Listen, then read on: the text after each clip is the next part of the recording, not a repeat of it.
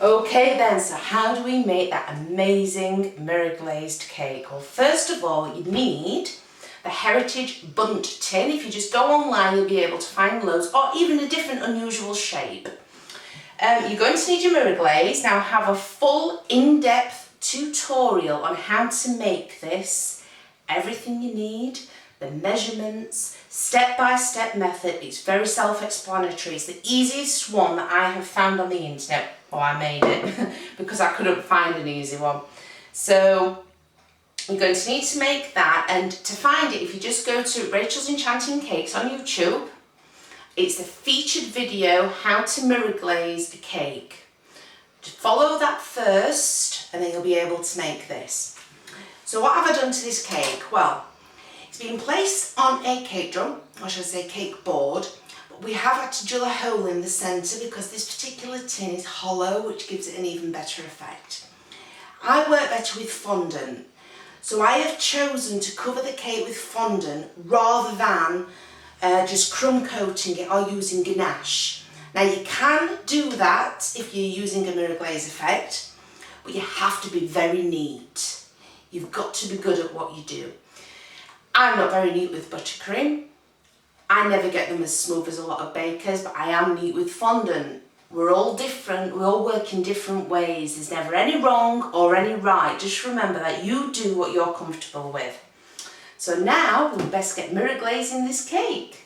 Okay then, so to add the mirror glaze, what I have done, I have first of all placed my cake on a cooling rack. This is just so all the glaze can fall through. Now because it's a fairly large cake, this is a Heritage Bundt tin, I don't know if I've already mentioned that. It is fairly large. I've placed it over one of my 12-inch square cake tins so that all the mirror glaze can go inside. Now, this has been heated up to 35 degrees centigrade, so it's nice and running. And once it's on your cake, it will actually start to set again.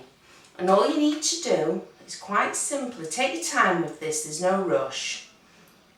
Pour over the glaze. You don't want to rush it because if you do, you're just going to find loads of glaze in your cake tin that you're just going to need to pick up again. And I won't lie, it's very, very sticky stuff. But it's so easy to make. As soon as you get the hang of making this, you'll fall in love with it. You really will. The only downside is it really needs to be eaten within a few days, so you do need to be feeding an awful lot of people, especially if you're going to be doing a large cake. So if it's not for a wedding or anything, I would recommend maybe just doing a smaller cake. It's just due to the condensed milk. I have asked for some feedback on the other tutorial by quite a few pastry chefs, and they've been ever so helpful. We've had the feedback, they're fantastic. Some absolutely wonderful comments. But like I always say in the world of cake decorating, there's never any wrong or right way to decorate a cake. You do it the way you feel is right. If it doesn't work, then it doesn't work. You give it another go. Okay. Now there's quite an awful lot of that that's gone into the tin below. I just want to let that set for a little bit before I'm going to add some more, because as you can see, it's really runny, but it is sticking to the cake. It's working, and that's what we want. As you can see, the mirror glaze is slowly starting to take effect. Now I haven't finished yet. All I've been doing whilst I've paused that tutorial is pouring over the mirror glaze. It's then going into here. I'm lifting up my cooling rack and then I'm pouring that back into my jar. So I'm not wasting any, but it means we can keep on coating it just until we get that perfect colour that we want. So I'm going to do it again. It already looks absolutely stunning, but the more this mirror glaze actually cools down, the quicker it'll stick to the cake and the nicer the effect. It is very messy, so you do need to be prepared. When I'm lifting off the cooling rack to take out what's in here, I'm actually putting the cooling rack over a piece of baking parchment just so the mirror glaze doesn't end up all over my work surface.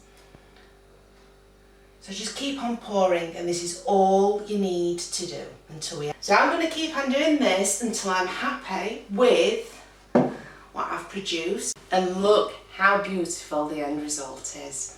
So this is just with me being patient. I've been pouring it over, it's gone into the cake tin, I've taken it back out of the cake tin, popped it into my jar and then poured it over again. I'm happy with that, and I've still got plenty left over. Again, you can find the tutorial on how to make mirror glaze on my YouTube channel, Rachel's Enchanting Cakes, and it's called How to Mirror Glaze a Cake.